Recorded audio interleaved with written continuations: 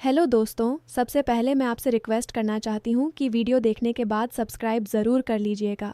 मैं इन वीडियोस को बनाने में बहुत मेहनत करती हूँ और इसी से मैं अपना खर्चा चलाती हूँ।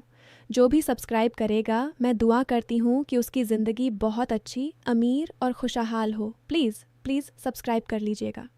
दोस्तों, आज मैं आपको एक ऐसी कहानी सुनाने जा रही हूँ जिसे सुनकर आप सोच में पड़ जाएंगे कि ज़िंदगी में कभी कभी एक छोटा सा झूठ पूरे परिवार को किस कगार पर ले आता है।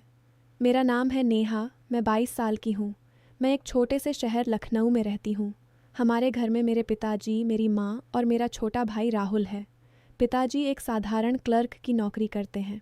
उनकी तनख्वाह ज़्यादा नहीं है, लेकिन घर चलाने के लिए काफ़ी है।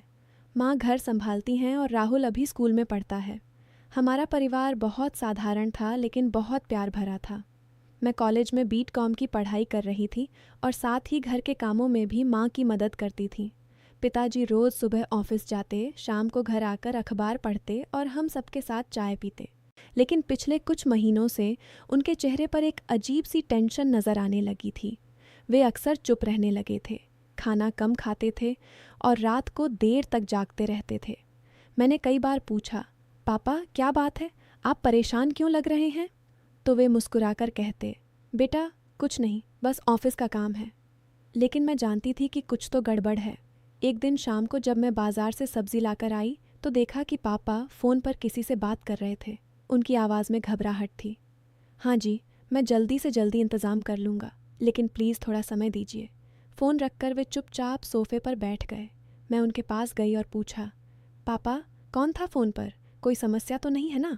पापा ने गहरी सांस ली और बोले, नेहा बेटा, बात यह है कि मैंने कुछ साल पहले एक दोस्त से पैसे उधार लिए थे। उस वक्त घर बनाने के लिए थोड़े पैसे की ज़रूरत पड़ी थी।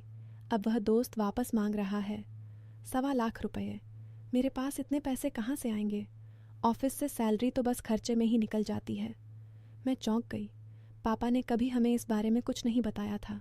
मैंने कहा, पापा इतने पैसे कैसे चुकाएंगे, क्या कोई रास्ता नहीं है? पापा ने सिर हिलाया, अभी तो कोई रास्ता नहीं दिख रहा।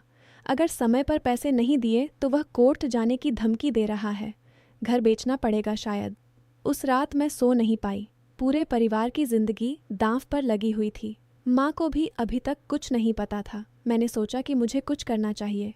अगले दिन कॉलेज में मेरी सहेली प्रिया से मैंने बात की। प्रिया बहुत समझदार लड़की थी। मैंने उसे सारी बात बताई।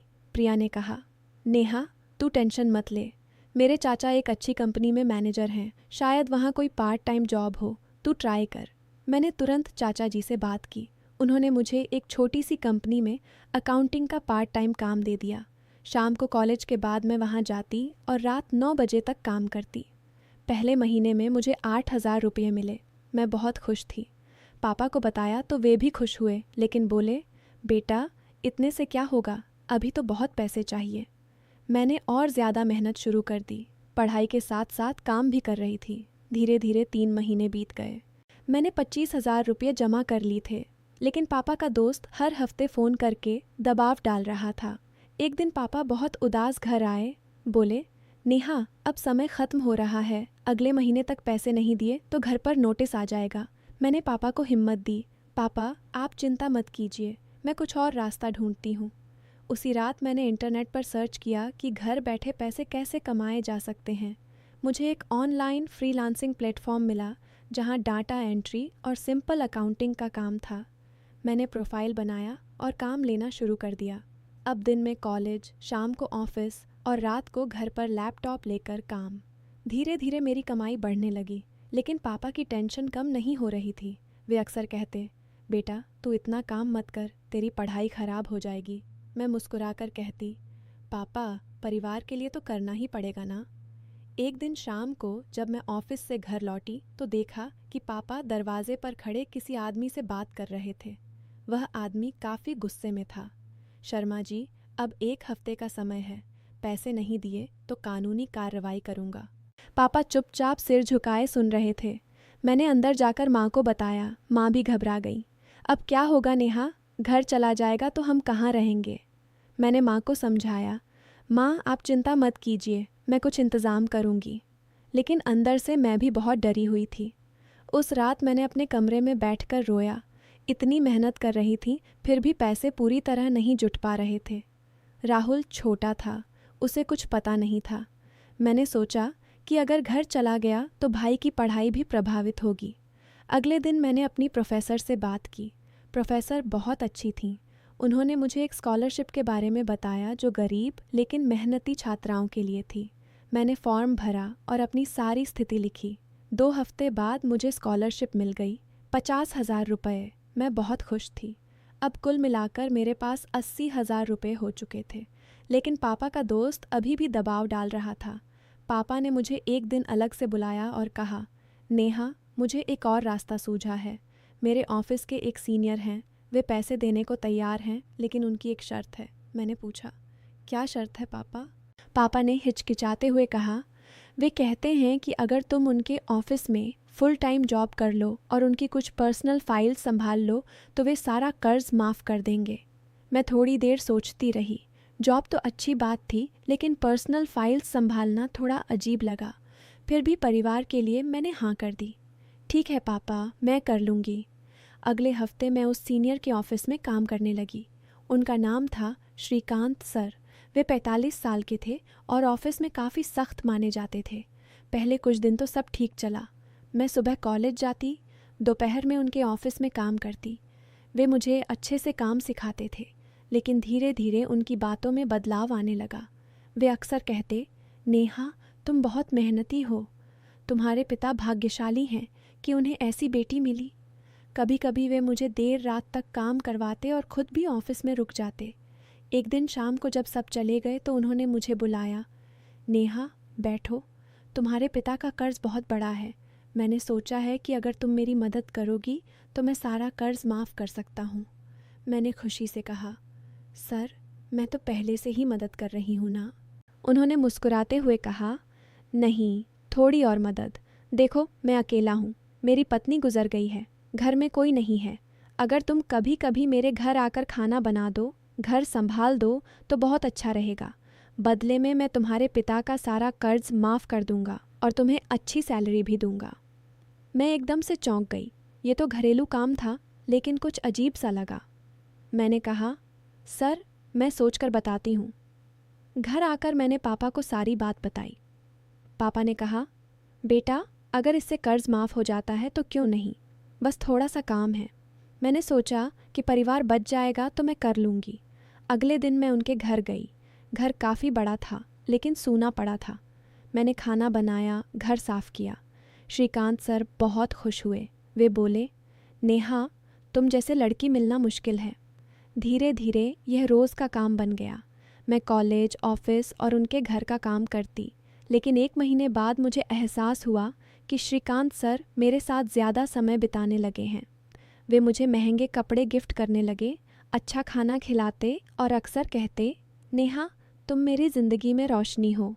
मैंने उन्हें साफ साफ समझाया, सर, मैं सिर्फ काम के लिए आती हूँ, प्लीज़ ऐसी बातें ना करें। लेकिन वे नहीं मान रहे थे। एक शाम को जब मैं घर जा रही थी तो उन्होंने मेरा हाथ पकड़ लिया और बोले, नेहा, मैं तुमसे शादी करना चाहता हूँ। तुम मेरी ज़िंदगी संवार सकती हो। तुम्हारे पिता का कर्ज तो मैं अब भी माफ़ कर देता हूँ। मैंने हाथ छुड़ाया और कहा, सर, मैं आपकी उम्र की नहीं हूँ। मैं सिर्फ परिवार की मदद के लिए यह सब कर रही हूँ। प्लीज़ मुझे मजबूर ना करें। उस रात घर आकर मैं रो पड़ी। पापा ने पूछा तो मैंने सारी बात बता दी। पापा भी हैरान थे।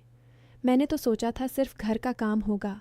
माँ ने कहा, नेहा, अब ये काम छोड़ दो, हम किसी और तरीके से पैसे जुटाएंगे। लेकिन पैसे का दबाव अभी भी था। मैंने फ़ैसला किया कि अब मैं सिर्फ अपनी मेहनत पर भरोसा करूंगी। मैंने फ्रीलांसिंग काम और बढ़ा दिया। रातों को सोए बिना काम करती। कॉलेज में भी टॉप करती रही। मेरी प्रोफेसर ने मुझे एक बड़े प्रोजेक्ट में शामिल किया, जिसके लिए मुझे 30,000 रुपये मिले। धीरे धीरे 6 महीने बीत गए। मेरी कुल कमाई 1,20,000 तक पहुंच गई थी। मैंने पापा को बताया, पापा, अब हम उस आदमी को पैसे दे सकते हैं। पापा की आंखें नम हो गईं। बेटा, तूने अकेले इतना कुछ कर लिया? हमने उस आदमी को पैसे दिए। उसने रसीद दी और कहा, शर्मा जी, आपकी बेटी बहुत समझदार है।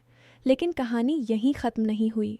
जब श्रीकांत सर को पता चला कि हमने कर्ज चुका दिया है तो वे बहुत गुस्से में आए। उन्होंने ऑफिस में मुझे बुलाया और कहा, नेहा, तुमने मुझे धोखा दिया। मैंने तुम पर इतना भरोसा किया था। अब तुम्हारी जॉब खत्म। मैंने शांति से कहा। सर, मैंने कभी धोखा नहीं दिया। मैंने सिर्फ अपने परिवार के लिए काम किया था।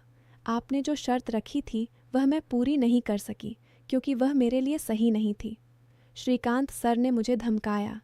मैं तुम्हारे कॉलेज में शिकायत करूंगा कि तुमने मेरे साथ गलत व्यवहार किया। मैं डर गई लेकिन हिम्मत नहीं हारी। मैंने प्रोफेसर को सारी बात बताई। प्रोफेसर ने मुझे सपोर्ट किया और कहा, नेहा, तुम सही हो, हम ऐसे लोगों को रिपोर्ट करेंगे। अगले दिन ऑफिस मैनेजमेंट को शिकायत की गई। जांच हुई और पता चला कि श्रीकांत सर पहले भी कई लड़कियों के साथ इसी तरह का व्यवहार कर चुके थे। उन्हें सस्पेंड कर दिया गया। इस घटना के बाद मैंने और ज़्यादा मेहनत की। मैंने अपनी पढ़ाई पूरी की और एक अच्छी कंपनी में जॉब पा ली। अब मेरी सैलरी अच्छी थी। मैंने घर के लिए एक छोटी सी स्कूटर भी खरीदी। राहुल की पढ़ाई अच्छे स्कूल में शुरू कर दी। पापा अब पहले से ज़्यादा खुश थे। वे अक्सर कहते, नेहा, तूने न सिर्फ घर बचाया बल्कि हमें सिखाया कि सच्चाई और मेहनत से हर मुश्किल पार की जा सकती है। माँ हर रोज़ मेरे लिए प्रार्थना करती, भगवान तुम्हें हमेशा खुश रखे बेटा।